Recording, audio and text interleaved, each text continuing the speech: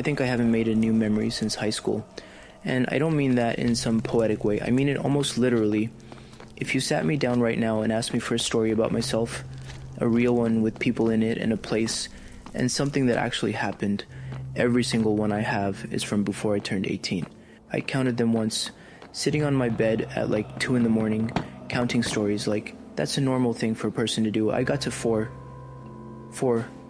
and 2 of them are from the same trip. And the reason I even started counting is because of something that happened at my aunt's house. I want to tell it, but I have to start at the wrong part because that's the part I remember best. I remember standing in her bathroom afterwards, just standing there, not doing anything, looking at those little decorative soaps she keeps out that nobody's allowed to actually use, and feeling this heat in my face like I'd been caught. Okay, back up. It was nothing. It was a birthday thing, maybe 15 people, plastic chairs, the same food she always makes. And someone asked me something and I did what I always do, which is I told the story. You know the one. Everybody has one. Mine's about my chemistry teacher and the thing with the fire extinguisher, and it's good, it works, people laugh in the right place.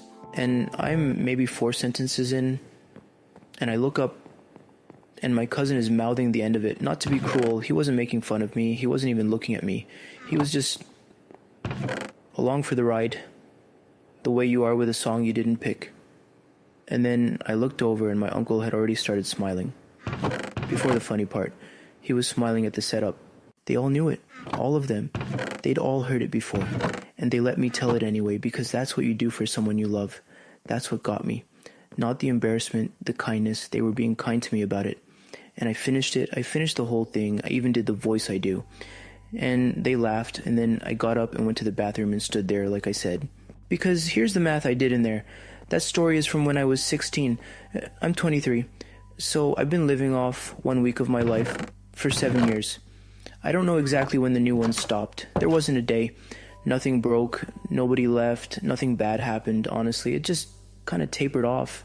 I think school was doing something for me that I didn't know it was doing. It put me in rooms with people I didn't choose. It made me show up places on days I didn't feel like showing up. It forced things to happen to me. And I thought I hated that. I really thought I hated that. And then it ended and I got exactly what I wanted, which is that nothing happens to me unless I make it happen. And it turns out that when it's up to me, I mostly don't. There's a kind of peace in that, right? And nobody's making you do anything. And I was fine with it. I wasn't fine with it. Hold on, this guy's gonna get me again. He's been getting me for 2 days. Okay, going around. Anyway, the other thing I did after the aunt's house thing is I went into my photos. Somewhere around 2,000-3,000 pictures on my phone.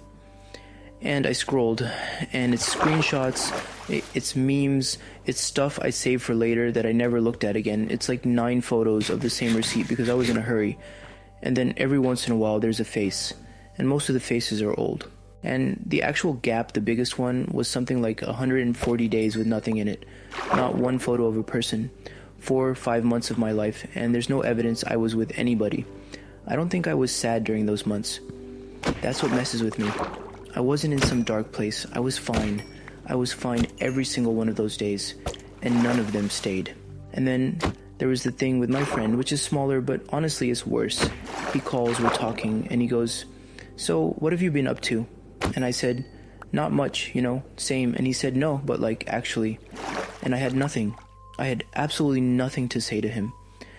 3 hours of talking, and I filled it by asking him questions about his life, which by the way is a great trick. People love it, nobody notices. And I hung up and felt like I'd gotten away with something. Which, again, is the same thing as the story at the table, just quieter. And I think this is the loop, if there is one. Nothing happens to you, so you don't have anything to say. And so you don't really want to see anyone because seeing people means being asked.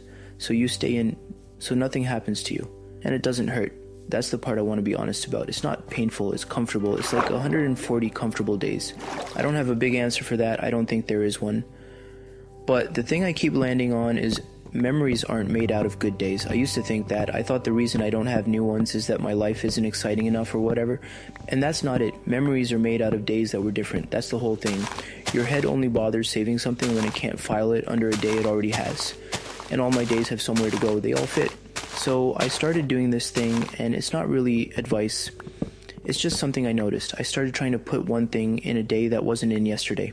That's it. That's the whole system. And it failed constantly. I want to be clear, like the first 2 weeks were a joke. I'd remember at 11 at night that I hadn't done it, and I'd count brushing my teeth in a different room. And there's something else, and I'm mentioning it because it actually did something for me. I found this app called Slayer, and what it does is your goal becomes a boss with a health bar, an actual one. And every habit you do that day deals damage to it, and it blocks the apps you use to disappear. And when you try to open one anyway, the lock screen just shows you what you haven't done yet today. And the part that got me is that if you skip days, the boss heals. It regenerates. And the first time I watched that bar creep back up, I felt it in my stomach. Because that's real life, isn't it? Nothing collapses on you in one day. It comes back slowly, on the quiet days, on the fine days, while you're not doing anything wrong at all. I'm not saying an app gives you a life. Nothing outside of you does that. But it took away the place I go to hide. And sometimes that's the actual problem. Not more motivation, fewer exits. And going back to the bathroom thing for a second, the reason I stood in there so long, I think, is that I finally understood what I'd been doing. Not just that day, for years. I've got this reserve. Everybody has one. It's the stuff that already happened to you. The stories, the version of you people already know, the person your family thinks you are. And you can live off that. You can live off it for a really long time. And that's what I've been doing.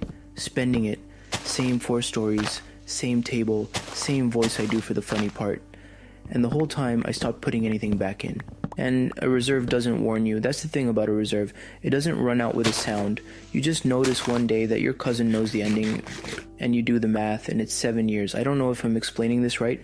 I think what I'm trying to say is that I was never lazy about it. I wasn't sitting there refusing to live. I just assumed more would come. Like it had been coming. Like it comes automatically. It doesn't come automatically. That's it. That's the only thing I actually learned.